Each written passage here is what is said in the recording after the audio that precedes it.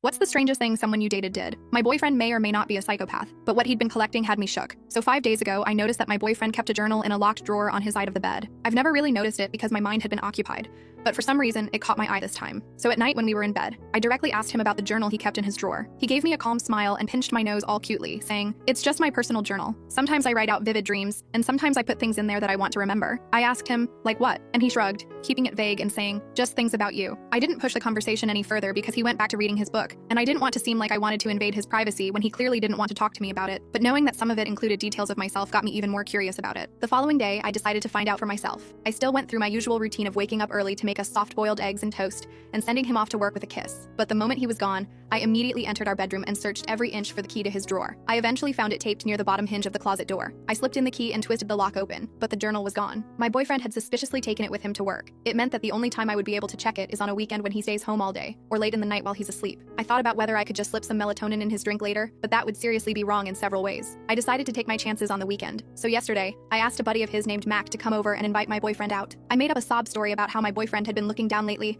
and needed a friend to cheer him up. Mac agreed, and I reminded him not to say that the idea was from me because I didn't want my boyfriend to feel guilty or conscious. He promised to keep his mouth shut. On the following day, Mac showed up unannounced at our front door and dragged my boyfriend out to grab pizza and go bowling together. My boyfriend looked confused and said no, but Mac was persistent. He eventually agreed and said he would be back home in an hour and gave me a kiss on the cheek. I locked the door and ran straight to the bedroom. I found the key again and unlocked his drawer. I almost salivated out of excitement when I picked up the journal. The feeling disappeared when I opened up the first page. I felt chills as I flipped through the pages. My boyfriend had taken several samples of my hair and taped it onto the journal. He had written a date and labeled each sample based on the hair dye and rated it based on how much he liked the color of my hair. I put the journal back in the drawer and locked it up again. I sat in the living room, wondering if I should burn it or call for help. I ended up losing track of time, and my boyfriend suddenly came back home. I stared at him with wide eyes, trying my best to hide my fear. He waved bye to his friend and closed the front door and smiled. Without waiting for me to ask, he said, "You saw it. What do you think?" I dug my nails into my palm and said, "It's different. What exactly was it for?" He paused for a while, then broke into laughter. He explained, "It's creepy, huh? I'm sorry, I was keeping track of your hair color every time you changed it, because I wanted to make a relationship scrapbook for us, but you hated getting your picture taken. So I decided to take a few samples at the salon whenever you get it colored and trimmed." He apologized and said that he can throw it out if it makes me happy. I accepted his answer and said, "I love you, but you do know that after all of this, I'm definitely going to take up self-defense classes in case you really do turn out like a creeper, right?"